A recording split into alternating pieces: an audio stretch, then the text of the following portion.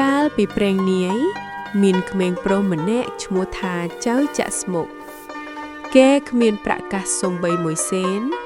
តែគេមានមេរៀមដៃអច្ឆរិយៈដែលអាចប្រែស្លឹករុក្ខជាតិឲ្យคล้ายជាវត្ថុមានតម្លៃក្មេងៗក្នុងភូមិចូលចាត់សើចចំអកឲ្យចៅចាក់ស្មុកតែចៅចាក់ស្មុកមិនដែលខ្វល់ពីសម្ដីដែលគេថាឲ្យខ្លួននោះទេចៅចាក់ស្មុកបានយកកន្ត្រកដែលគេចាក់រួចទៅលក់នៅផ្សាររាល់ថ្ងៃមួយមានអាមាត្យជិះសេះមកស្វែងរកអ្នកមានចំណេះចំណាញឮដូចនោះចៅចាក់ស្មុកក៏ត្រេកអរយ៉ាងខ្លាំងដោយគិតថាខ្លួនអាចនឹងផ្លាស់ប្ដូរជីវិតខ្លួនឯងបានដោយសារចំណេះដែលខ្លួនមានបន្ទាប់ពីបានឮដំណឹងរួចភ្លាមប៉ុន្មានថ្ងៃក្រោយមកចៅចាក់ស្មុកក៏ធ្វើដំណើរចាកចេញពីភូមិឆ្ពោះទៅកាន់រាជធានី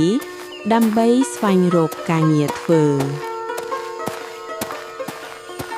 លុះមកដល់មុខព្រះបរមរាជវាំងចៅចាក់ស្មុកក៏បានជួបនឹងអ្នកបម្រើក្នុងវាំងកំពុងតែដើរចេញមកក៏សួរនាំ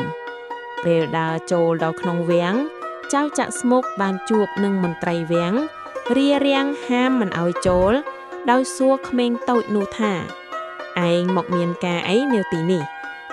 មិនមែនជាកន្លែងដែលឯងចេញចូលផ្ដេសផ្ដាស់ទេសូមឯងថយចេញទៅចៅចាក់ស្មុកនៅតែមិនរាថយគេគិតថាមិនត្រឡប់ក្រោយទេត្រូវតែបោះជំហានទៅមុខមិនយល់ប៉ុណ្ណាចៅចាក់ស្មុកក៏បានចូលកលព្រះអង្គក្រោយពីបានសួរនាំដឹងរឿងពីចៅចាក់ស្មុករួចហើយចៅចាក់ស្មុកក៏បានលើកកន្ត្រកដ៏ប្រណិតថ្វាយជូនដល់ព្រះអង្គដោយក្តីគោរពក្រោយមកមានប្រទេសជិតខាងចង់លបងប្រាជ្ញាក៏បានផ្ញើដុំឈើមួយដុំដើម្បីដោះស្រាយប្រស្នាព្រះអង្គក៏បានឲ្យមន្ត្រីជំនាញក្នុងវាំងធ្វើការពិនិត្យមើល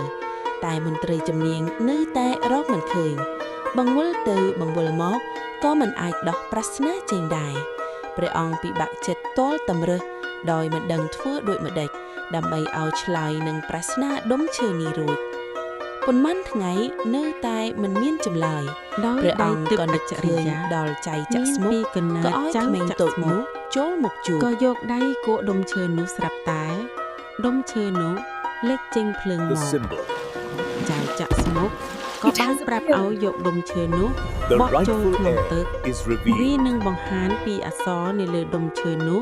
ប្រាប់យើងហើយគ្នាសប្បាយចិត្តនឹងត្រេកអរជាខ្លាំងដោយបានដោះប្រស្នារួច